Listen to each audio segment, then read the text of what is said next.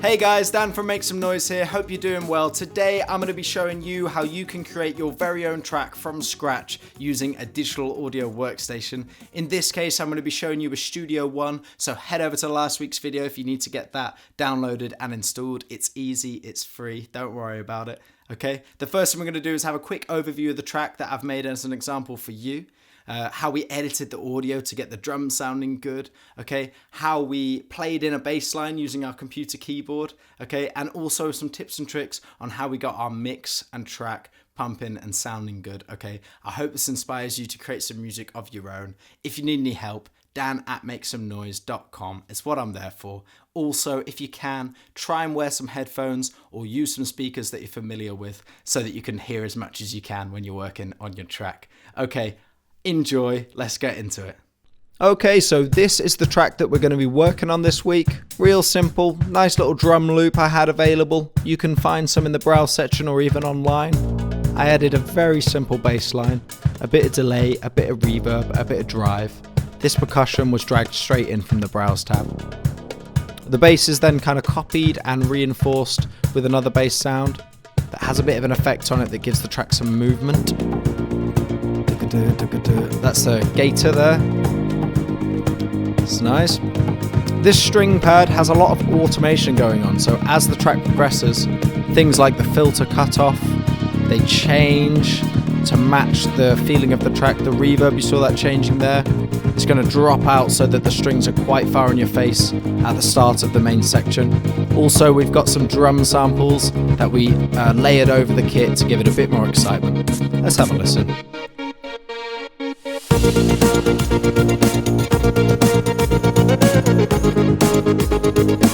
Okay, so you can hear that things are sounding quite full. There's quite a lot of energy there. It's quite a dark sounding mix. Definitely could do with some other things, some other changes, maybe taking a few things out, adding some real instruments in there too. We'll get into that in the coming weeks. It's essentially just this drum groove, a bass line made of two different parts, layered up with some lovely drum samples that came free with Studio One, percussion that came free with Studio One. Okay, we made some effects with sounds that we got from the browse tab. We had some fun with the synth. This is pretty much a preset sound with a few things changed, and all together we've got a pretty convincing bit of music there. Something I'd like to point out, I'll just turn the master down. Something I'd like to point out is just because I've gone with this kind of vibe on this kind of track, and the day I made this track, I was feeling this kind of way, so it has this kind of vibe. Okay, it doesn't mean that you have to settle for making this kind of music if it ain't your cup of tea, right? But still, a lot of the things I'm going to go over, they're going to help you to create any type of music, okay? So the things I'm going to go over today that I think are going to be really useful is some basic audio editing. That's how we got this drum groove down here. Some basic playing in with the QWERTY keyboard. That's the keyboard we can use if we don't have a keyboard in front of us. It works great. It is fine. Okay, that's great for the bass line. And then also the string pad, we program that in, and I'm going to show you how we got started with that. I hope you enjoy it. I hope you find it useful, and I hope you find it inspiring. Let's do it.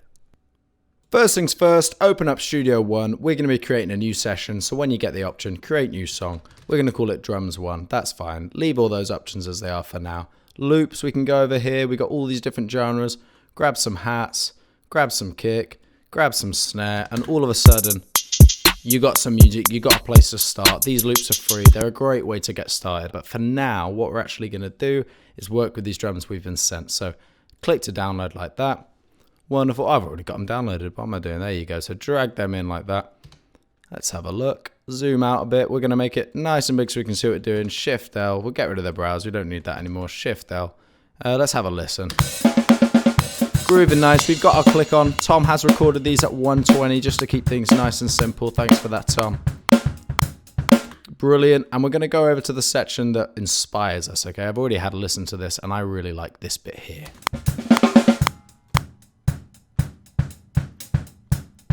I've kind of got an idea that the song's going to start with this groove and maybe break out into another groove later, but this is a great place to start. So all I'm going to do is I'm going to cut a bar before.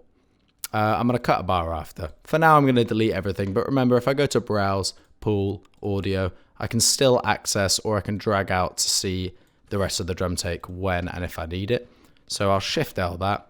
At the moment, if I was to loop the bit that I like and I press play, once it gets to the end, just because a bit of natural drift and the way that this kick came early and off the roll, it's not going to flow quite right. So I'm going to go to 92. I'm going to make sure that first kick is playing nice on the beat. Zoom in, get that waveform up. Okay, split tool, cancel that, delete that. Fantastic. Zoom out. Okay, and before I even put my click on, I can tell even visually that these are pushing over the click a little bit because I've moved that first kick forward because it came off the back of the roll. So if I put my metronome on, it's not going to be quite in time, all right? All I'm going to do is I'm just going to drop my tempo a little bit and see if I can sort that out like that. Has got some nice groove to it. It kind of pushes around the click nicely. The first few hits, I really want to be on the click. So I'm going to go to where I want the hit to be. I'm going to zoom right in. I'm going to shift click at the start of my transient. I'm going to shift click there. I'm going to go like that, drag that back. There is also a ripple editor so that when you make these edits, you know, if ripple edits on, that's just here. When I delete it, it just pushes it back. That's really useful, but for now, I'm just going to leave it off. Make a little crossfade. That's just going to stop any kind of weird pops that I get. Hold down shift to get that tiny fade. And that means that our first two clicks are going to be bang on with the kick. Okay, so you can see I've made a couple of little edits here just to get it grooving at this new tempo. When I press play, it pretty much loops real smooth now. And that's going to be fine to get started to make our tune. It's going to break out onto another rhythm later anyway, so I'm just going to right click everything, right? I'm going to say bounce selection. Get that down so it's on the bar. Okay, I'm going to drag it right to the beginning of my session. Shift L again, why not? Oh, actually, we'll zoom out a bit. We'll duplicate that out 4 times. Okay, just so that I can hear things a little bit more clearly, I'm going to go ahead to add an insert on my main output in my mix window here, all right? And the insert I'm going to add is a channel strip. This has got a bit of EQ in it. I'm going to get rid of some really low stuff that we don't need. I'm going to boost a bit of the kick just because I want it to pump a little bit. Add a bit of highs, and I'm going to put some of this compression in. And that's just going to help to bring those hi-hats out. That's with it on, that's with it off, that's with it on. I could go ahead and add some reverb, all sorts of things, but I'm going to leave it for now and get on with the next instrument. I'm going to hit T, right? I'm going to call it a bass. I'm thinking it's probably going to be a bass. It might not end up being a bass. Pick a color I like. Okay, cool. Input, I'm going to say QWERTY keyboard. That's just your computer keyboard. Instrument, I'm going to say presence. Okay. Click this little piano. Get it open. Start off with a bass. Let's have a look. There's all these different basses you can use and get on with. Put a little filter on it there. So I just clicked filter and I cut off those high frequencies. I'm not really liking how that sounds, but if I, you know, that's a kind of a cool sound. I can add some punch to it. That's compression again, really. Bit of drive maybe, but that's fine for now. Let's get concentrating on how the part's going to go. So this is our QWERTY keyboard. If we don't have a MIDI controller handy, this is what we can use, right? So I'm going to jump down an octave by pressing this button. I'm going to find the other C, which is over here. And I'm going to kind of think of a line. I got like, if I chuck my drums on, if I chuck a loop on, yep, activate my loop for the whole session. That's wicked. I'm going to go ahead, click on my little toolbar dude here in the metronome, change pre-count to make sure pre-count's on. And now with this track armed, not this one armed, only this one armed, that little red circle there. If I go back to the beginning and hit record, I can start to play along with the music, okay? Kind of just, yeah, hang that one over a bit. So we got this lovely slow moving bass part I'm quite liking. I'm wanting to add some strings onto this, so go ahead, strings there. But you can type in whatever you like. It doesn't have to be strings. I'm going to say instrument, choose a different color, why not? And go over to presence, press OK, open that up. I'm going to rename my instrument so that it's called strings, just so that I don't get too confused. Here's some other ones that I was trying out, but really we've just got our bass and strings. So for strings, I'm going to go artist instrument, strings. I'm going to try and get some legato violas on the go. That's the first note I'm going to play, so I just wanted to hear how it sounded. I'm probably going to put a little bit of a filter on it, just because I know I'm going to be working on this a little bit, getting the part right. So go ahead, press Control P. That's going to insert a part. You can go to Event and do it, but I recommend using the keyboard shortcuts. We're going to duplicate this out because I want the strings to come in after the bass have gone around once. I want the track to gradually build an excitement. What I'm going to do is just drag this out another bar back like that. So as you can see, I've clicked this so that my edit window down here follows my transport. If I don't have that, it looks like this. If I do, it looks like this. This is a little bit more useful, I find, 9 times out of 10. So let's have a look. I can hear and I can see even that my first note is going to be coming there on that little offbeat just before the start of that 9th bar. So let's find a C. It's definitely a C was our first note. There you go, a little bit too low. So let's just shift that up. Brilliant. And then that next note's a 5th above the G. Turn that down a bit. I want that to just keep going while the bass changes. Create a little bit of suspense, bit of tension. And then I want it to change, so I'm just going to click it, press D. Let's see if I've got that right. It's not a great sound when you're kind of working in this way. I kind of want that to start actually way later. Forgot where I was just there. Okay.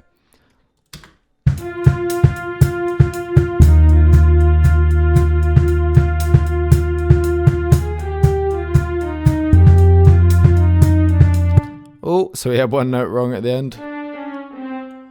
Boom, boom, boom. And then I just kind of want it to repeat. So I'm going to add that same kind of pick-me-up note we had there. Make these a little bit kind of less tied into each other so they got a gap. Cut that one a touch.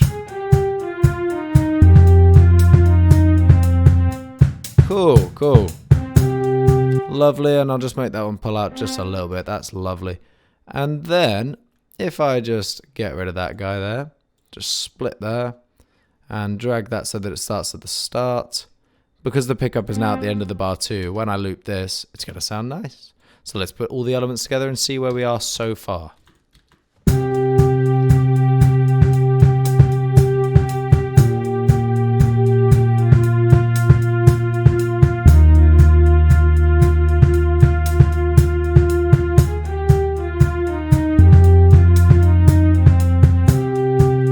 Cool, that's looping pretty nice. I quite like that. Let's add a little bit more interest. So let's go to our instrument editor on the strings. Let's try and change this flavor of this track a bit. Let's add some effects. Get rid of that filter. Okay, let's turn everything down a little bit. We'll set up that loop. And we'll have a go. So we got some reverb we can add to it within the instrument. Bit of delay maybe. Bit of modulation maybe. Put a gator on it. These are really cool. They kind of make it really feel different. And all of a sudden you've got a totally different sound doing a totally different job.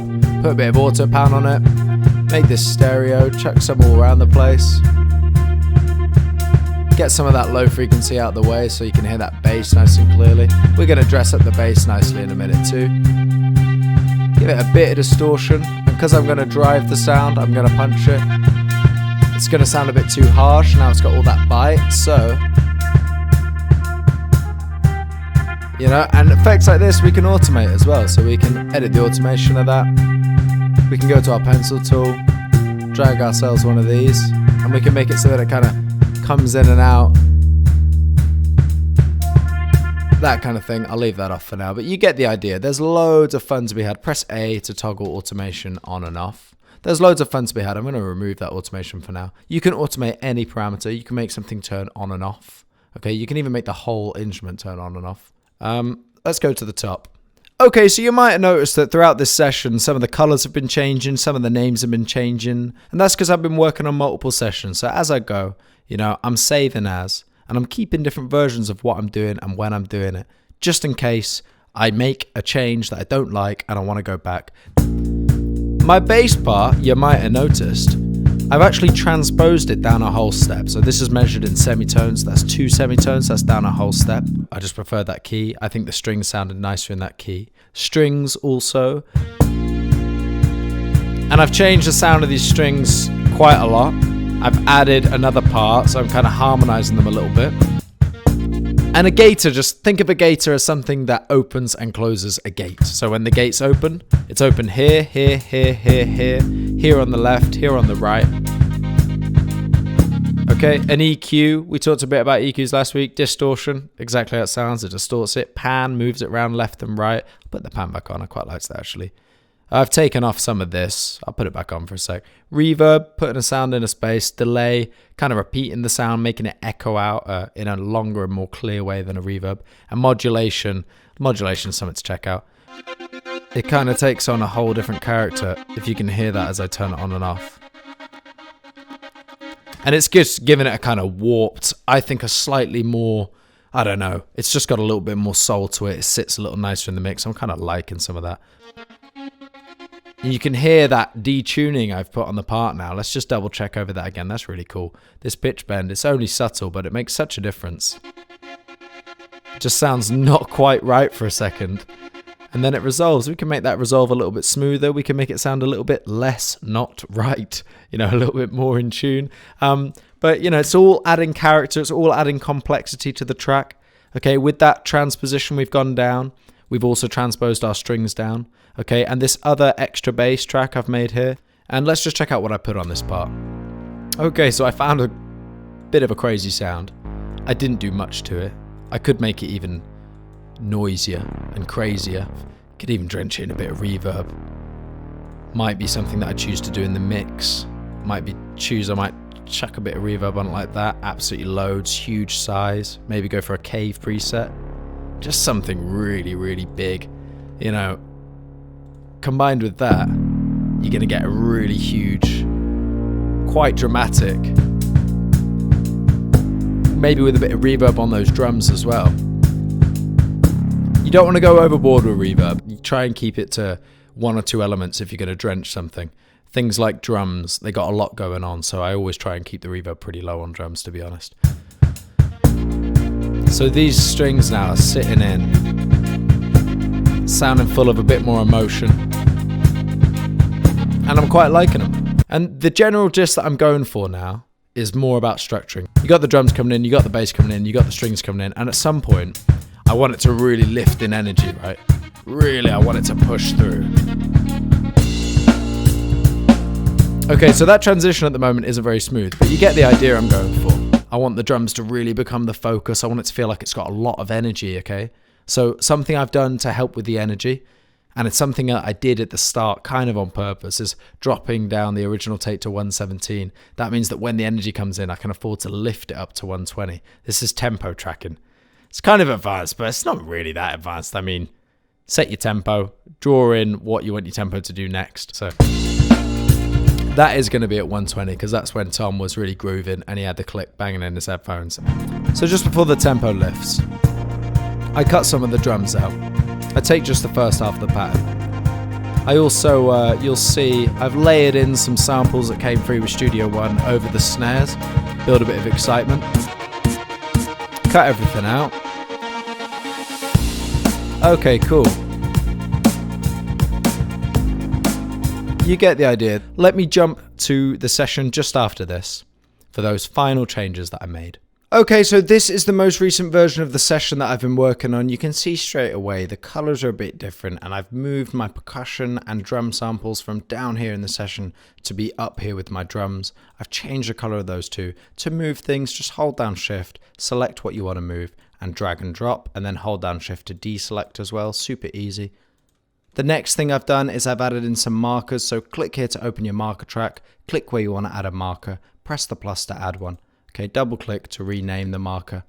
You can drag and drop the marker around too, but we'll cut that for now.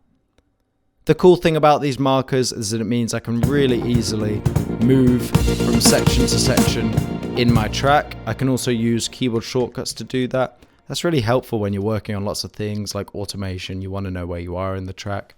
Okay, and the final thing I've done to keep things easy on the eyes, Studio One, options, general appearance. This is how Studio One looks out the box. Just souped it up a little bit so it's easier on the eyes and it looks a bit fresher. Okay, and that's everything for this week. Next week, we're going to dive into some more exciting topics. I hope you found this useful. I hope you found this inspiring. have some fun making some music, and drop me a line if you need anything. Okay, guys, take care and see you again next week.